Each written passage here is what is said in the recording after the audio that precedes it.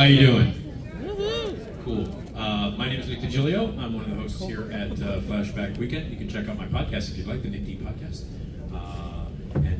It's at radiomisfits.com. And I'm Steve Procopi. You can read I'm a film critic. You can read my reviews at thirdcoastreview.com. Also do a lot of events, horror and otherwise, at the Music Box Theater, where I work as a manager there. Yeah. Welcome. We're going to appreciate something. Yeah.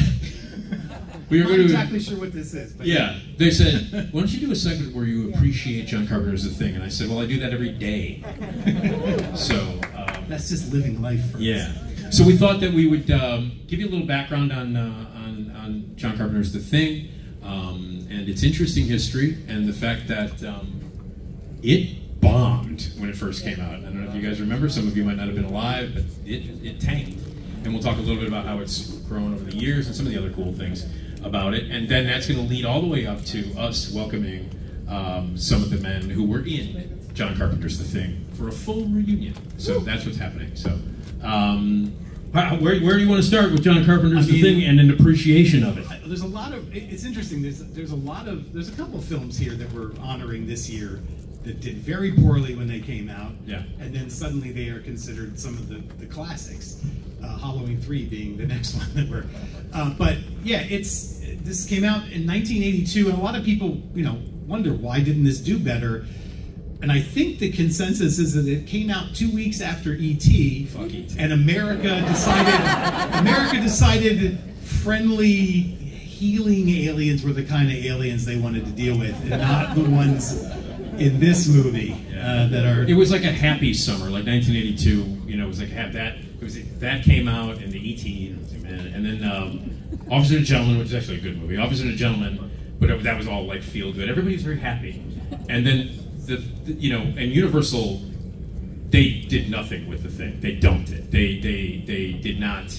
They didn't have any faith in it, and and they just didn't care. I think I was 14 when I went to see it, and I wasn't paying attention to box office then, so I just went on the day it opened, thought it was one of the coolest things I ever saw, and that was the end of it.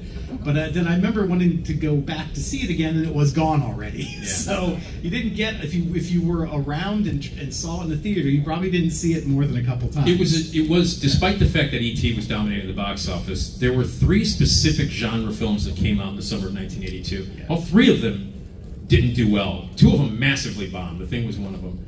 And then the other 2, one did okay, and the other one massively bombed. And now, these 3 films are considered classics that you can't even imagine the genres without them. And those 3 movies, imagine this, if you weren't alive in 1982, in the summer of 1982, you could go to a multiplex and you could walk from one theater to see John Carpenter's The Thing, and then you can walk to the next theater and see George Miller's The Road Warrior, and then you can walk to the next theater and you can see Ridley Scott's Blade Runner, all at the same time, and they all tanked.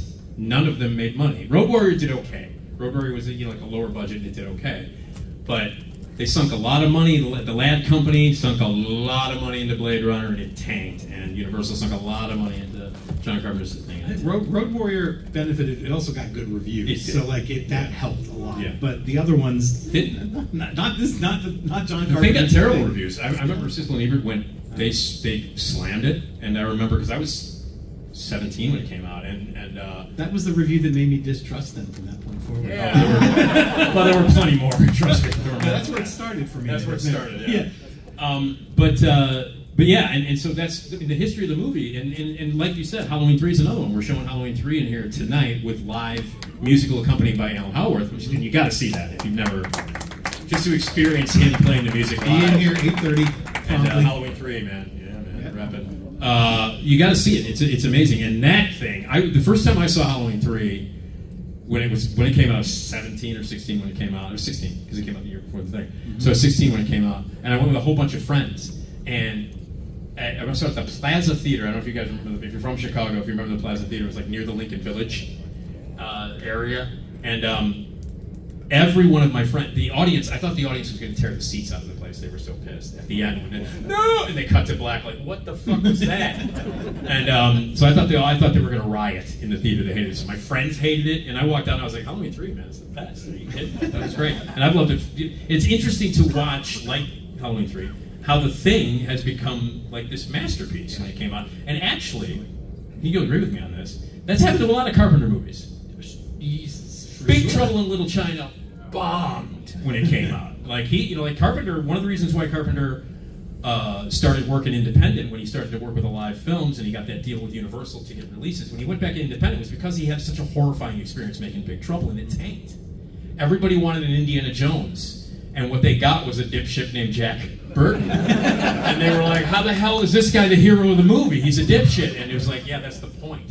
And then now, years later, because like Carpenter was way ahead of his time on that because it was Hong Kong influenced. Yeah. And people were flying around and nobody saw that kind of stuff before. And then the Hong Kong movies take off in the late 80s that feature all of that, which W.D. Richter loved and Carpenter loved. And people were like, what is this? And then like now, 40 years later, people love it. And the same thing with they were definitely watching Shaw Brothers movies. Without question. Yeah. So what are the other things? Well, I mean, I remember, as a kid, going into this, I had like an almost day one subscription to Fangoria magazine, and I was so into the makeup of everything. And Fangoria was one of those rare magazines that got access to this stuff way before the movies came out. And so a lot of times they were doing cover stories about films that hadn't even come out. Now I don't remember where the issue on John Carpenter's The Thing came out, but I remember getting it and just obsessing over it must have been after, because I remember thinking, how the hell did they do some of these things practically? Yeah. Well, I mean, we only knew them as practical. There was no digital effects then.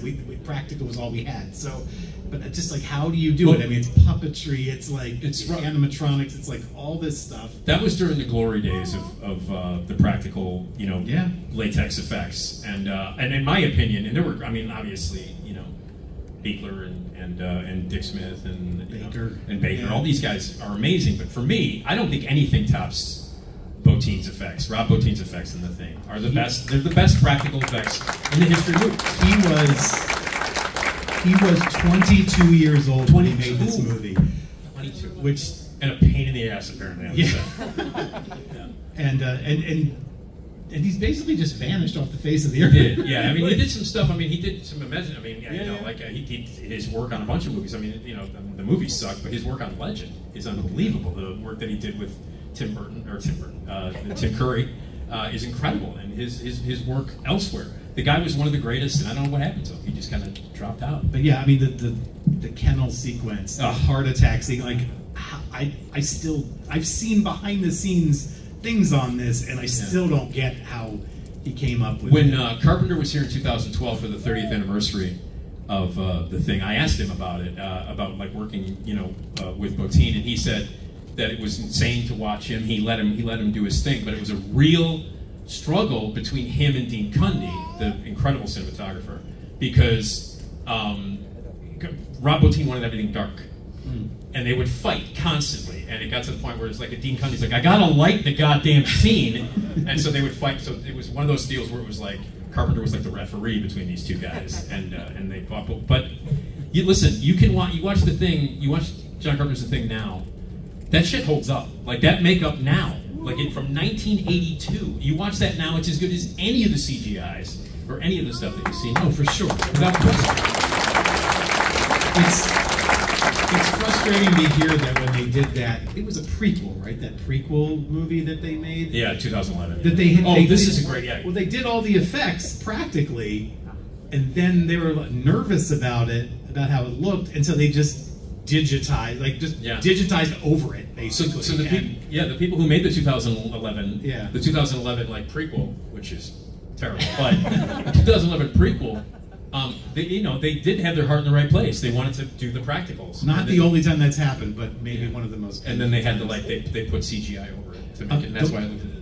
The last thing I will say about is, if for those of you who are like physical media addicts like I am, and this is one of the first DVDs I ever bought, and a commentary track on this is one of the best you will ever hear. It is. It's just Russell and Carpenter, and they're kind of messing with each other, but they're also being very informative, telling great stories, going on tangents that are hilarious. Kurt Russell has a tendency to if you ever hear any of his audio commentary on any of his DVDs, because one of the greatest audio commentaries is Used Cars. If you guys have never seen the movie Used Cars, first of all, it's spectacular. But the audio commentary with Zemeckis, Gale, and Kurt Russell is spectacularly good. And so Kurt Russell, I wish that Kurt Russell, even in movies he's not in, he should do the audio commentary. So, but yeah, so it's a great thing. The DVD. And again, now you guys love this movie. Yeah. How many people, raise your hand, how many people saw, and there's a lot of younger people here, how many people saw this movie on VHS, like the first time you saw it? Oh, hell yeah, man. Wow. Okay, how many people DVD later? Yeah. Okay. All right, how many people were alive in 1982 and saw it in the theater? We're like this, man. We're like this. But however you saw it, it's one of the greatest science fiction horror films of all time. And we speak in hyperbole. I do. Speak in hyperbole a lot. But that's the truth. I mean, it is great. And it tanked at the box office, and now we love it. And these guys now, 40 years later, 42 years later, it's great to have these guys here and all that cool stuff. But what we wanted to do before we brought in the fellas for the reunion here on stage that Steve and I will be handling, wanted to give you a little taste of why this movie is so great, and wanted to give you a little taste of all the guys from the movie. One of the only scenes where everybody is in together, and one of the only scenes where the final shot is a pan of every single character in the movie. So to get you guys a little hyped up, I don't think you need to be hyped up because this is going to kick ass when these guys get in here. But I want to show you. Let's. Why don't we take a look at a portion of the dog kennel scene? You guys want to see part of the dog kennel scene? Just to get pumped up. Can we do that? Let's watch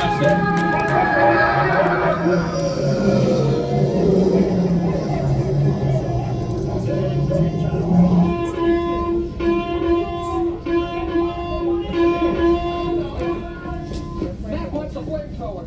Mac wants the what? That's what he said. No more.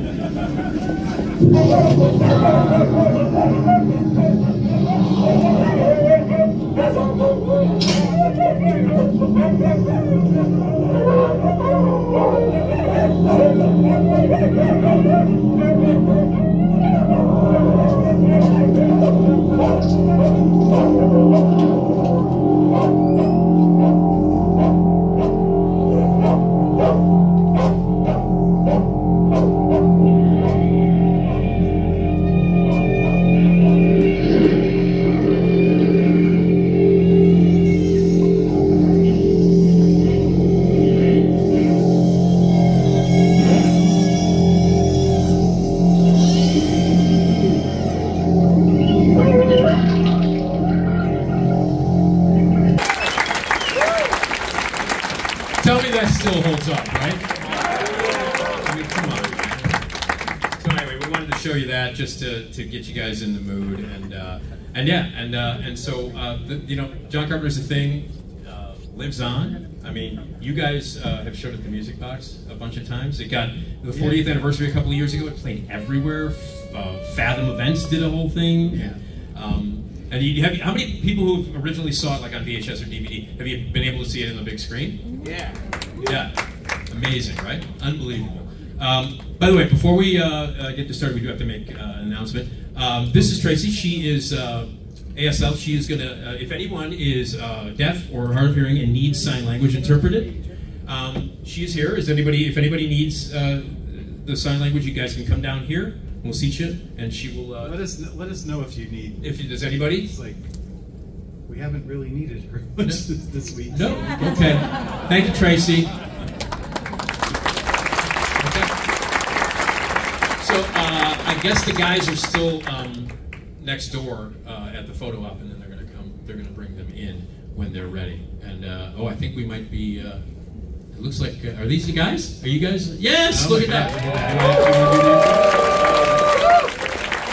We'll bring them up. Here we go. All right, let's do it. The Thing reunion.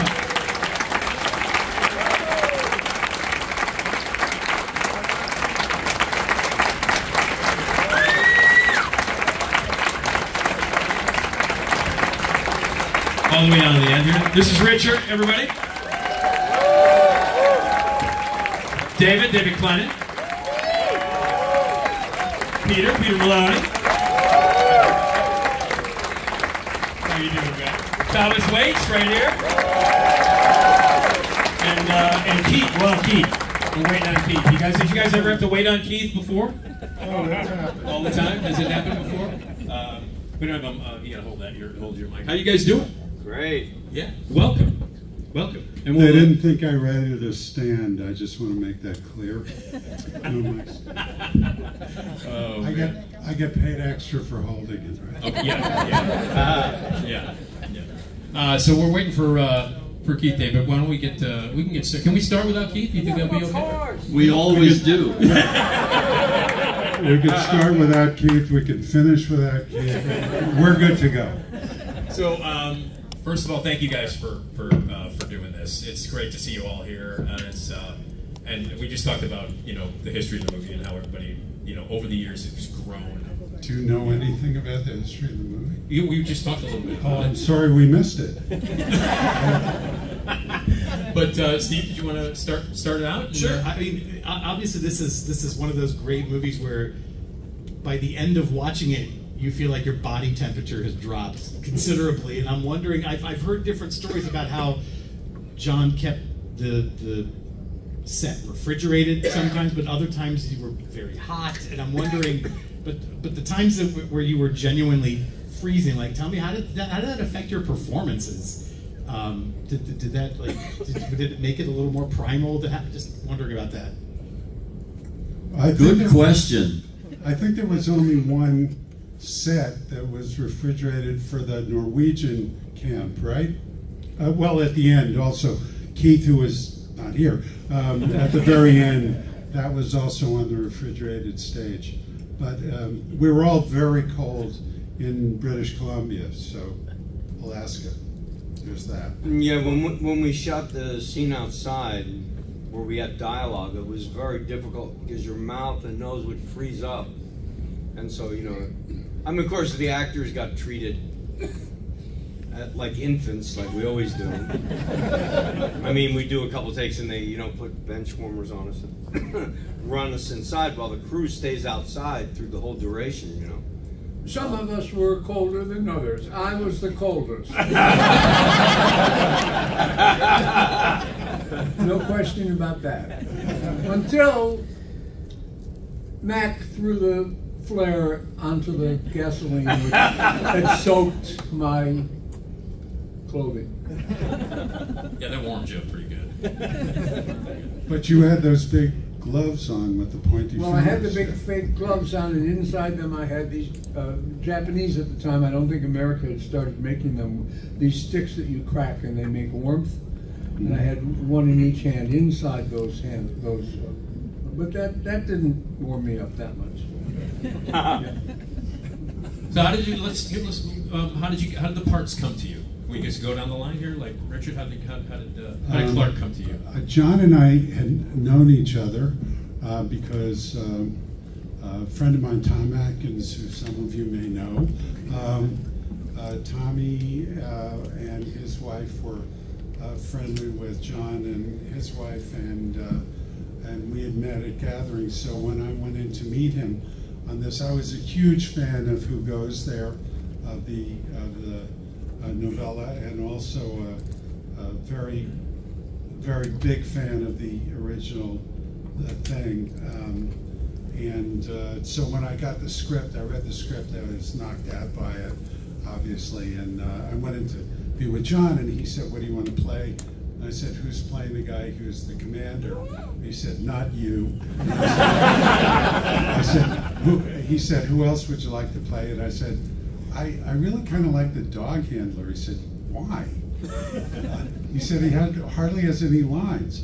I said, "I don't know, I just like the fact that he hates all the people and likes the dogs, and so I got that part." I mean, that was no big thing. How about you, David? How did Palmer come to you? Were you a pothead? Was I a what? A pothead.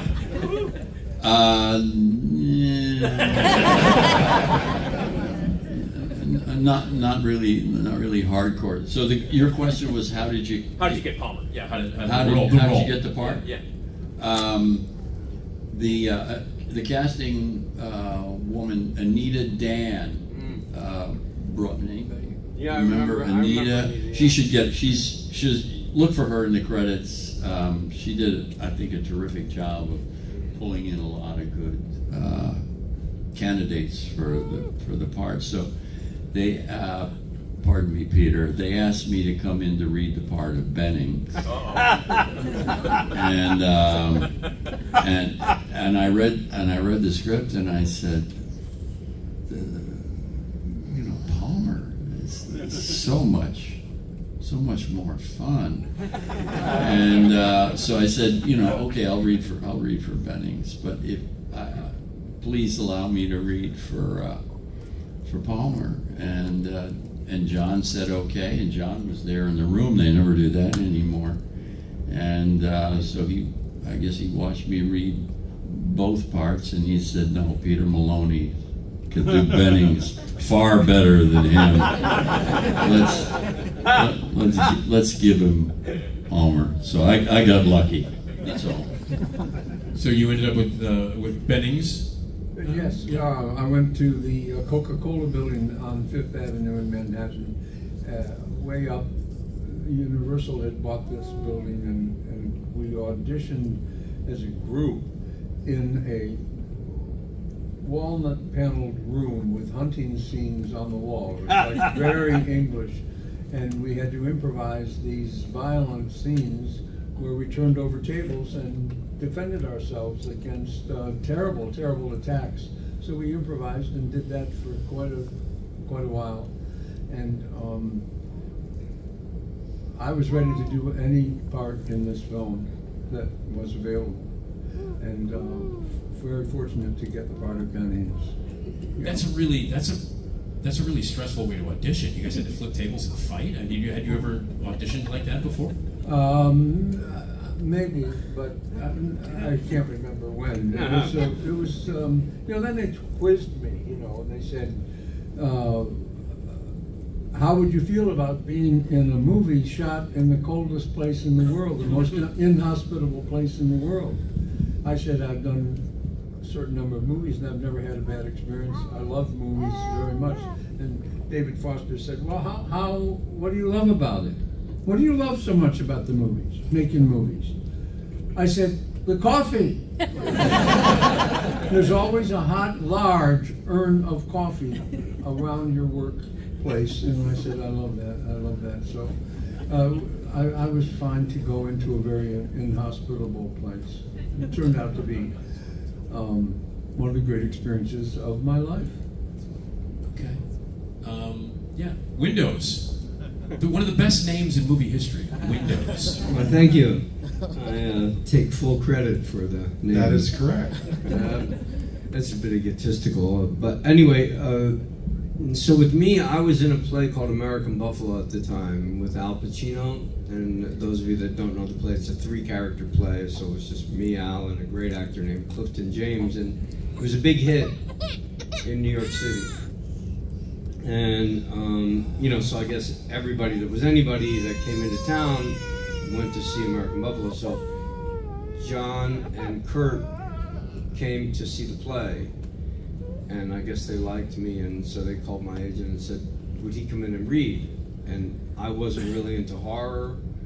I barely looked at the script. I got in and I read basically ice cold, and I really didn't read very well. And then he gave me an adjustment of some kind, I can't remember, but he asked me to do it again, and I did it, a little bit better. But I had been in this play for so long, I was like ready to take any job that would get me out of it. 8 shows a week of this very sort of violent play, and I've been doing it for a year, so I was very grateful that John chose me, because the character's name originally was Sanchez. Yeah, I look about as much like Sanchez, right? So then they changed it to John Simmons, which is an even more boring name than, John Smith. And one day I was jogging on Venice Beach, and I picked up those sunglasses, and I thought that my character's subtext was like he really wanted to be a movie star and not be out here in this fucking godforsaken Navy gig or whatever he got himself into. And I was in rehearsing with the glasses on, and I said, John, from now on I want everyone to call me Windows. And he stopped and he took a drag of his cigarette. He looked up at the ceiling and he looked down at the floor, around, and he went, "Okay, from now on, everybody tell me wants us to call them windows. Let's move on." And we all got up and left. By the way, can someone check to see if Keith is okay? No, I'm serious. Can we send somebody out? Can we send somebody out to his table? Maybe he's back at the table. And but we want Keith David here for. It's not a complete reunion without Keith. So, what do we know what's going on? He went with somebody else. Okay. My God, he's been abducted. I guess he's tired of us after all these Okay. years. All right. Well, we'll continue. Steve. Yeah, there have been so many theories, about when each character, like every scene, like, okay, what character has been taken over in this scene that maybe we don't know yet? And I'm wondering, did Carpenter let you know, or did you have to just play it straight each time, like you weren't sure? I mean, most of these theories are fan theories, but I'm just wondering, did he tell you from scene to scene, okay, nobody knows it yet, but you've already been taken over at this point? Was there any discussion like that? Endless. We had 2 weeks rehearsal in an empty sound stage with just a table, chairs, and a blackboard and some chalk, and we discussed this question ad nauseum, and it never really. I don't think it ever got solved. What we knew or didn't. Does the thing have the? I'm going to answer the question. I'm going to answer the question once and for all. Clark is the thing. Because what they never tell you in the film, it's kind of a cheat, is that the entity has the ability to hide in a dead body for an infinite period of time. So when Clark is shot, he withdraws himself from the blood test. So are you actually buying any of this? If you've heard some of the theories, that sounds just crackpot. It could work. Yeah. It could work. But it's not, John wasn't clever enough to come up with it. So how did you? So were there? Did you guys fight about it? Did you disagree about who was the thing in this scene? Were there? I mean, obviously the discussions were happening, and you said ad nauseum. Was there?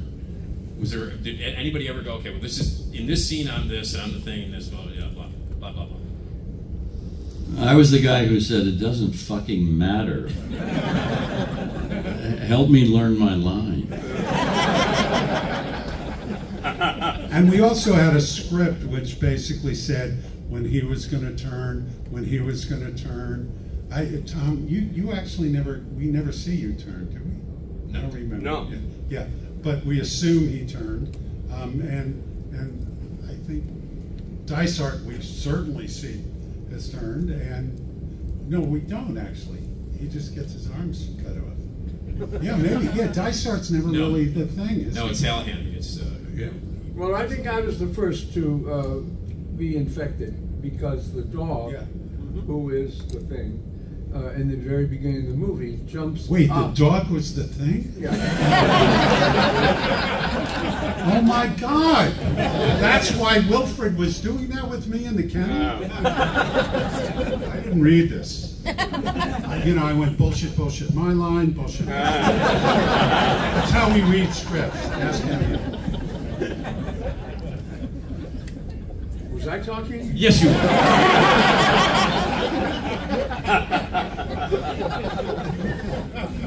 Yeah, so I'm the thing. And the question is, when you are infected by the virus, do you know that you're the thing? Or are losing your personhood? Do you know? Are you aware of this? This question we never stopped asking this question. And nobody could answer. And certainly I knew when I get attacked, Tommy leaves the room. And he says, "I'll be right back." And I don't say, but I could have said, oh, that's okay, I'm alone, what could happen?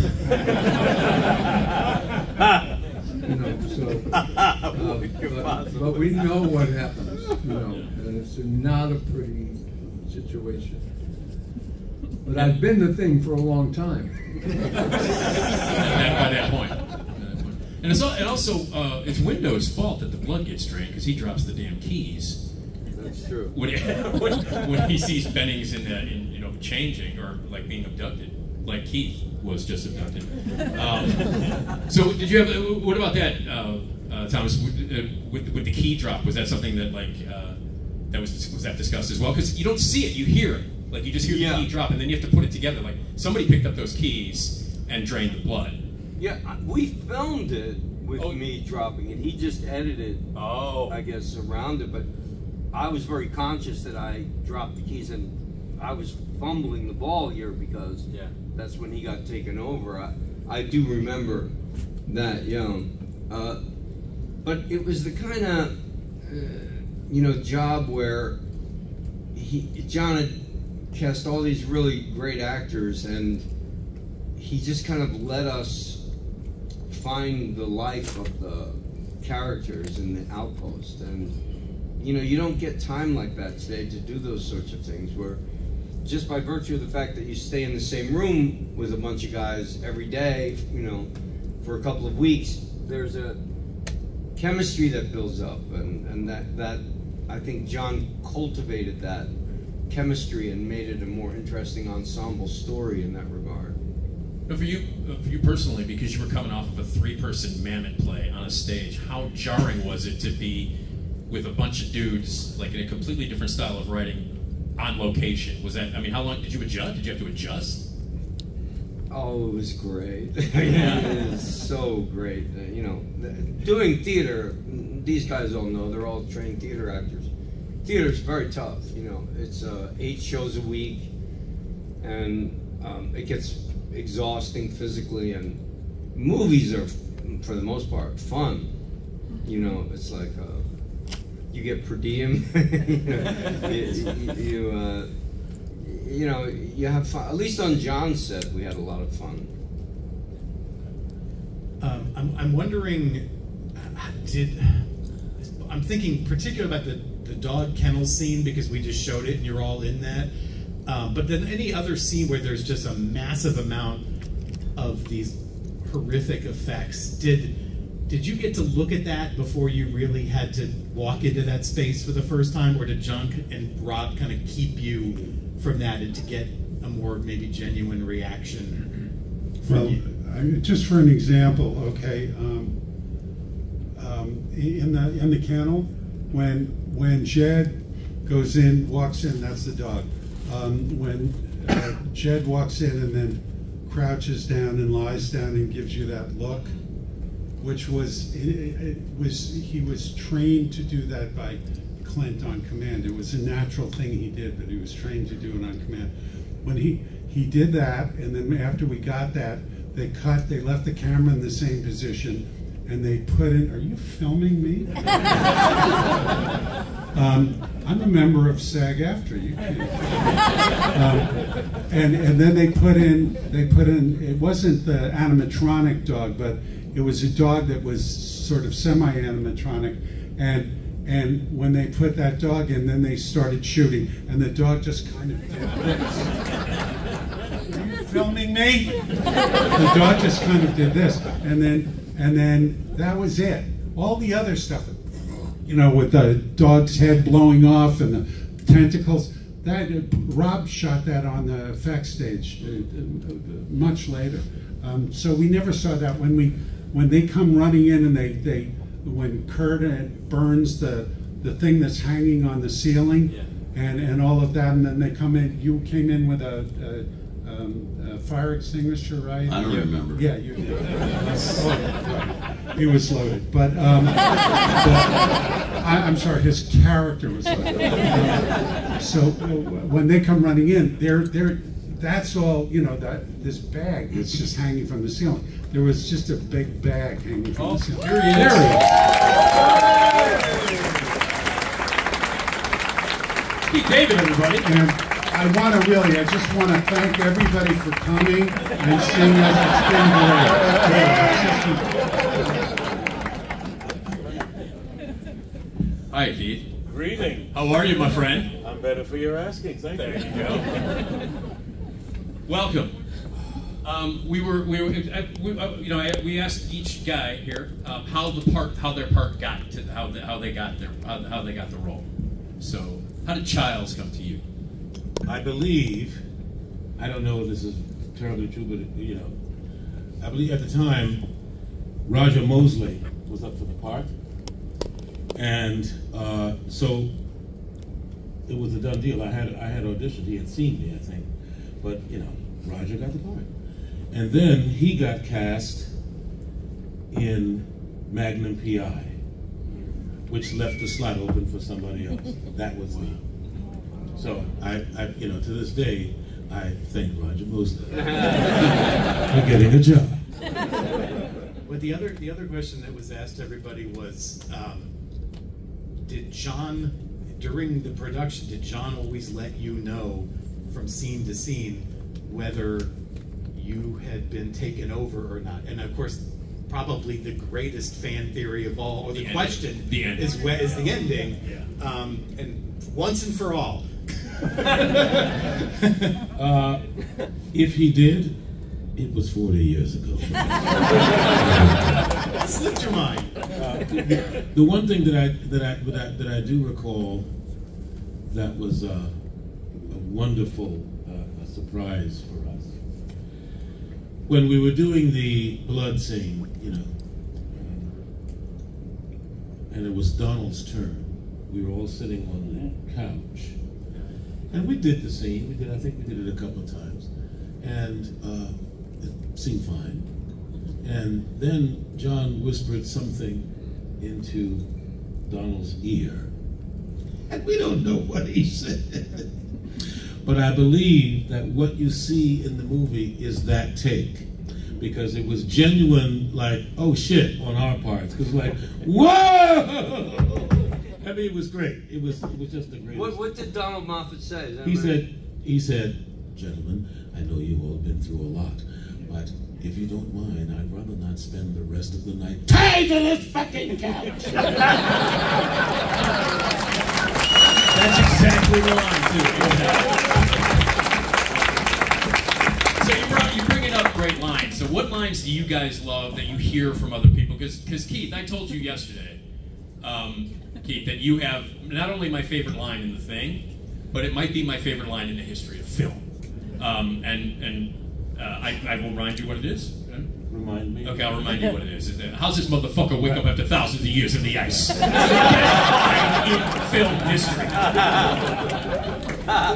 I vote for David Clemens. Oh, I mean, yeah, well, yes. I mean, obviously, David, what's the classic line that you have that everybody knows? What is it? Oh, yeah. Okay, that's it. There you go. You guys know what it is. He doesn't need to say it. We're not going to use the F word, are we? Yeah, If you can. You got to be effing kidding me. that's it. Effing kidding. That's it. What do you got? What other ones do you guys? How was that read? What do you got? His reading? Oh, no. No. Sorry, mine? Yeah. What line do you? I told you that was my favorite. Do you have a line? Yeah. You have a line. Oh, it's, I don't know what's in there, but I can tell you my favorite of yours. Well, you tell me yours. Okay.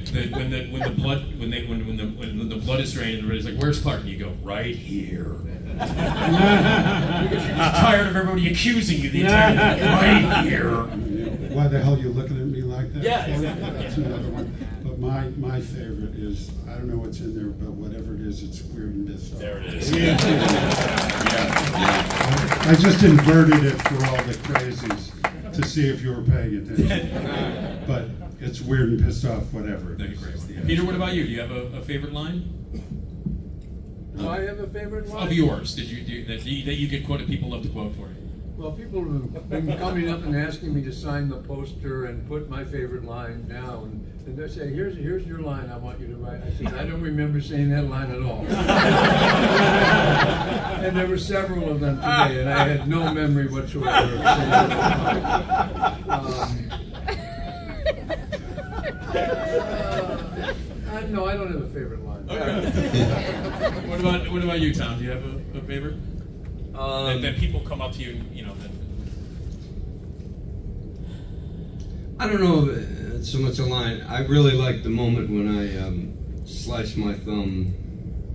Yeah. And then John cuts up to my face, and I have that. Yeah. That's that great. Was a good moment. I don't know if you had to go that deep, dude, when you got Yeah. this. And also, like, you swipe the scalpel. Yeah, Jeez, I love that. Keith, besides, what about you? You have a favorite line in the movie?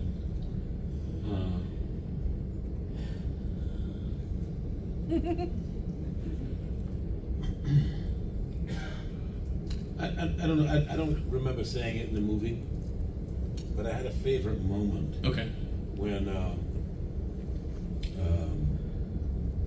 When we were auditioning, when I was auditioning for the film in New York, we were in some producer's office, and apparently there was a fight that goes on. There was some kind of scuffle between the guys, and the actors that were in there. I was fascinated with these guys because they were a lot of New York actors, a lot of good actors in the room, and you know, we always try to find something to simulate whatever the action is.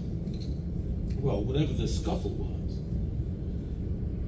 this particular actor took all the shit that was on the producer's desk and threw it off. I mean, he just wiped his desk with you know, and I stood there and I was like, oh, shit. And I'm riveted. And all of a sudden there's this silence. And I'm like, you know, and, you know, whose line is it next? And I'm looking around, and it's mine. Goes, oh, hell no!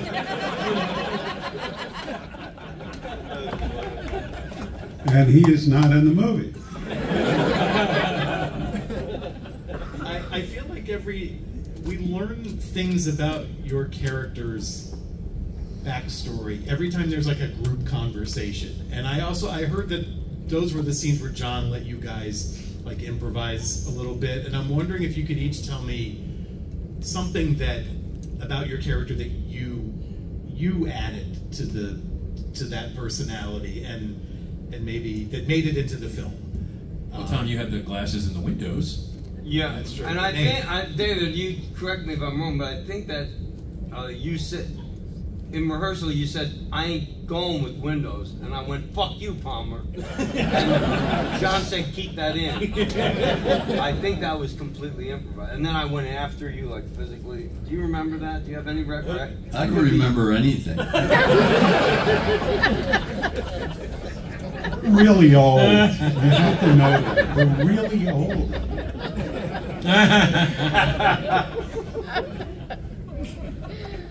You have to ask us easier questions. Come on, be kind to us. Okay. Right. No, I'm kidding. What's the title of the movie? It's it's something.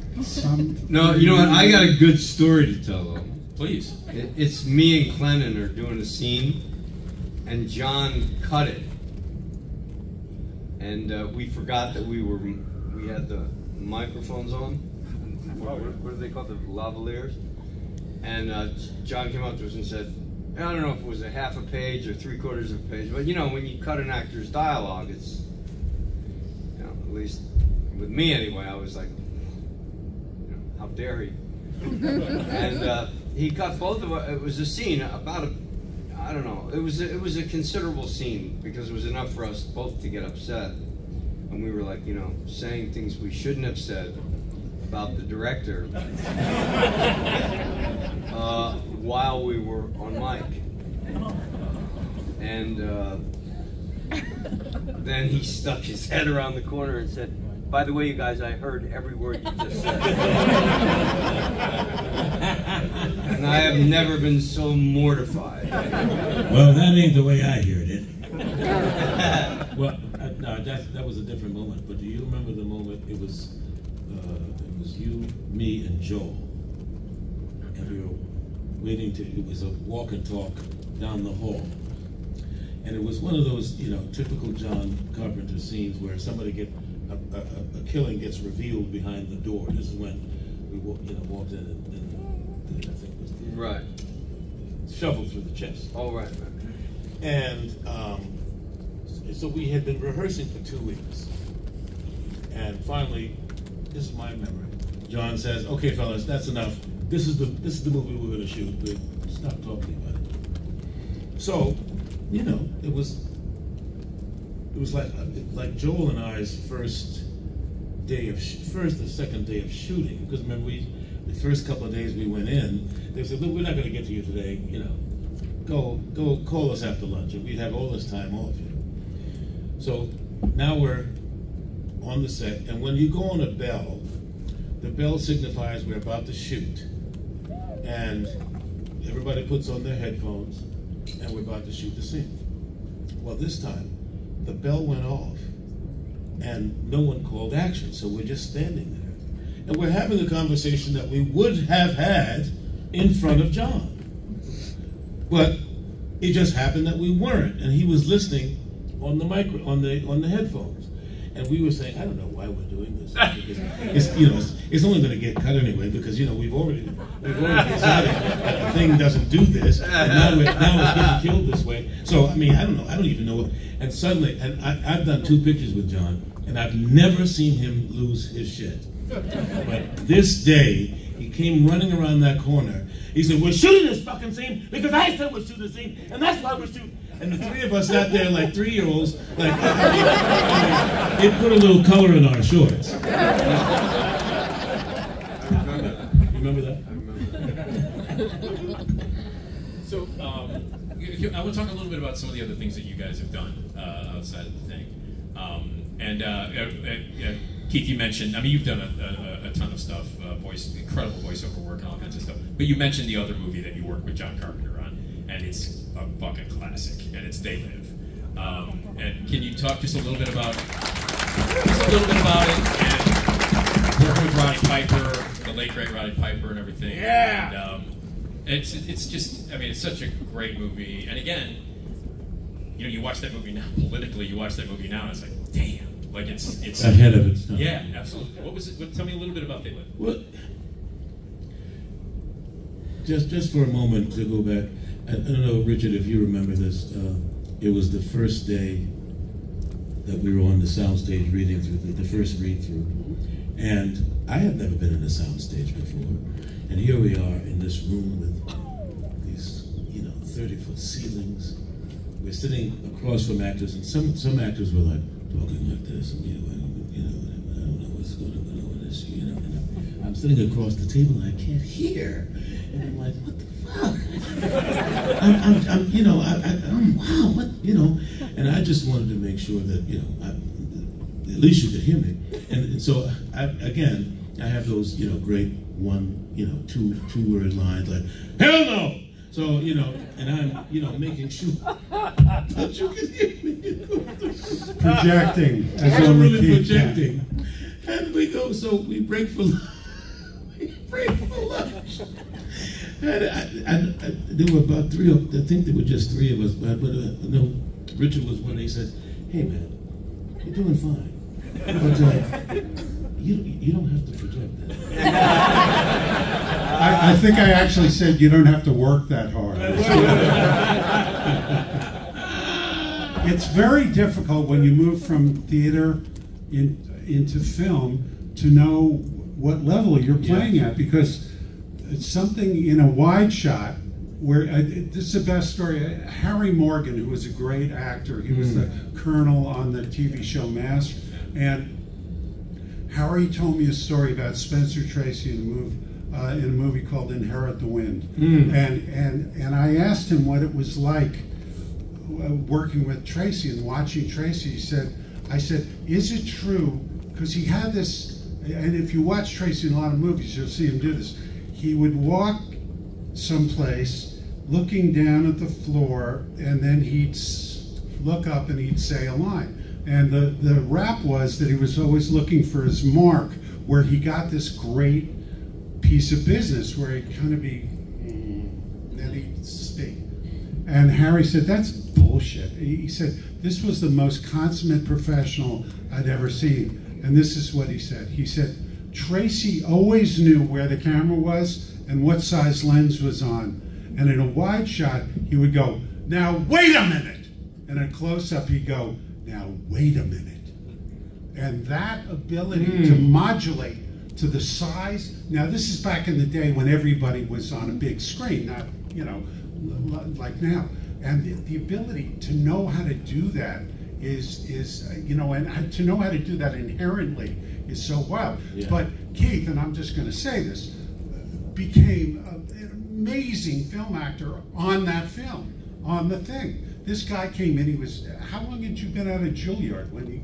I had a year. Yeah, he was a year out of Juilliard. He was, you know, and he walks into this group of, some of us not that young, and a couple of us really old, like Dysart and Donald and Brimley, and you know, but all of us had some, you know, some miles on us. And he walks in, totally held his own with us, and I'm going to end.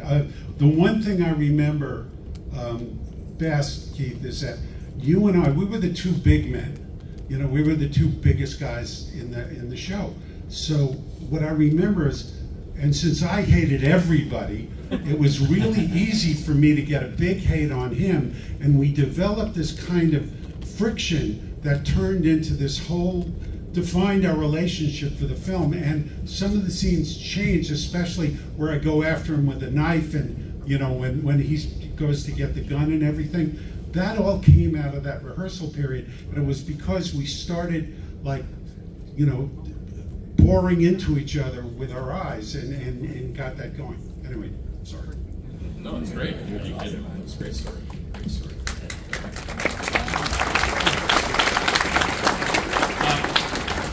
Really quickly, a couple of other films that I wanted to mention. Tom, I'm gonna be talking with you tomorrow on this very stage about the Warriors, because you're in the Warriors.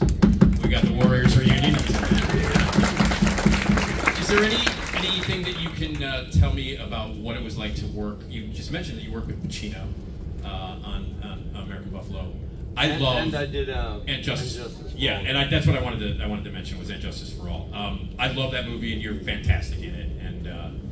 And you got to work with him and Strasberg. I mean, the cast and everybody in that. I mean, can you tell me just a quick story about working on And Justice for All? Well, similarly, you know, it was a similar time. We had 2 weeks of rehearsal.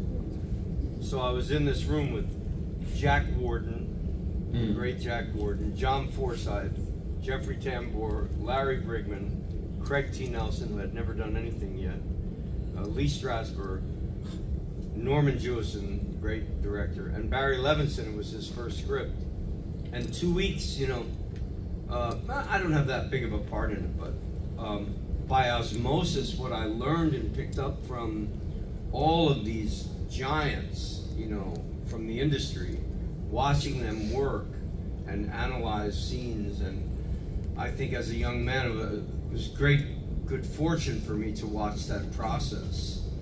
And yeah, there's always like argument, like people get into arguments about what this means or that means, and there's conflict. It just arises, you know, between people, and there were, you know, differences of opinion about this and that, and I just like sat there like this young kid, you know, which I was 23, and watched this talent emerge, you know, and I'm very grateful that that happened, because I'd just gotten fired from the Warriors like a couple months before. So it's like they called Jeff Hunter and said, "Is this guy okay?" Because you know, we want to bring him in for And Justice for All. So because Jeff, who was an agent of great integrity, said, "No, he's okay. He's not, you know, he's not difficult." They gave me the chance to audition for And Justice for All. That's a great movie. You're great in it. Peter, you get to work with a Chicagoan that we all know and love here. You worked with Michael Mann on Manhunter. Yes, yeah. I did. Can we talk just a little bit about working with Michael Mann? We love him here. Yes, it was a wonderful experience. Very interesting to watch him work, and I was very interested in how he accomplished what he accomplishes.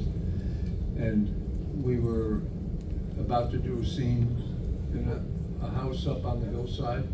And at one point during the scene, before we shot, he lined everybody up and walked up and down in front of them, looking at their neckties. And then he would take a necktie off of one guy, take it down, he says, take your necktie off, he'd take it off. He'd hold it in his hand and make him put on the one that he took from this guy. So he had a sense of, if you see his work, he really had a sense of color, of exactly what he wanted to see in the scene in terms of what is next to what, you know, style. Well, you can see in that Vice show. Yeah, Miami Vice. Yeah. What's it called? Miami Vice. Miami Vice. Yeah, which was popular at the time when you could band see on the it. color and style that was there. It was just a wonderful movie. It's Manhunter is a kind of a really creepy story, you know, and the film is creepy, but it's beautifully realized the way he wanted it, and of course it featured William Peterson. William Peterson. Yeah, but also Hannibal Lecter. Hannibal Lecter. Brian Cox. Who was Hannibal? Brian Cox. Brian Cox played Hannibal Lecter, and that was wonderful because you could imagine seeing Brian Cox act what a Hannibal Lecter he would make. Yeah, it's so different from the other guy who was so great too. But it was wonderful to be with him, and I was playing a part. You know, they called me in to audition, and I had read the script, and I didn't want to audition for the part that they wanted me to audition with. And I went into Bonnie Timmerman's office and said, you know, I don't want to audition for this part because if you offered it to me, I wouldn't play it. Right. Yeah. And she said, what part do you want to play? I said, I want to play the guy that gets tied into the wheelchair and rolled down the parking lot after he gets set on fire. And I want to audition for that part. And she said, okay, well, I'll come back in a couple of weeks and you can work on it. And I said, no, I'm ready, let's do it. And so I did it, and it went very well, the audition. And that was that. And it turned out that Michael had already offered the part to somebody he had gone to college with, Stephen Lang. Right.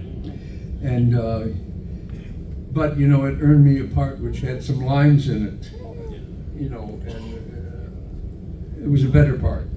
And he actually told me that he owed me. Michael Mann told me that he owed me, and he's never paid me yet. Before we, Not always the way. I wanted to mention really quickly, David, you got to work with Bob Fosse, and I just wanted to mention Bob Fosse. Yeah. Yeah. Just really quickly, was it like to work with Bob Fosse? I mean, you know, we were Star 80, by the way. I don't remember, Nick. Okay. I just want to say one thing. I'm looking across the room, and I've met a lot of people out here, and I think that these folks are the reason why we're all sitting here talking about this film, because everybody has everybody that I talk to has a thing, a connection to the movie. It's like it's a part of their lives, and it's not going to be for everybody, but for so many people, 3 generations of people, you know, it kept this film alive. I mean, is that saying too much? No. I mean, you know, you guys, you know, it's like we're all part of a club or something, and you guys are, you know, passing the torch from one generation to another, and you know, making this little film that tanked in theaters in 1982. It's part of a, I don't want to sound too highfalutin, but it's American culture, you know. Yeah.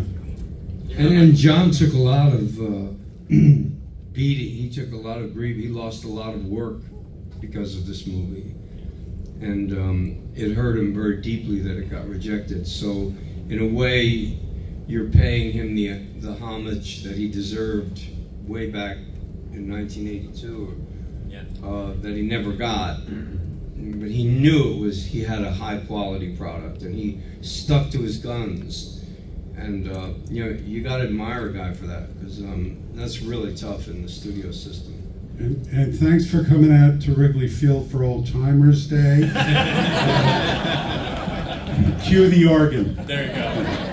It's the cast of The Thing, everybody.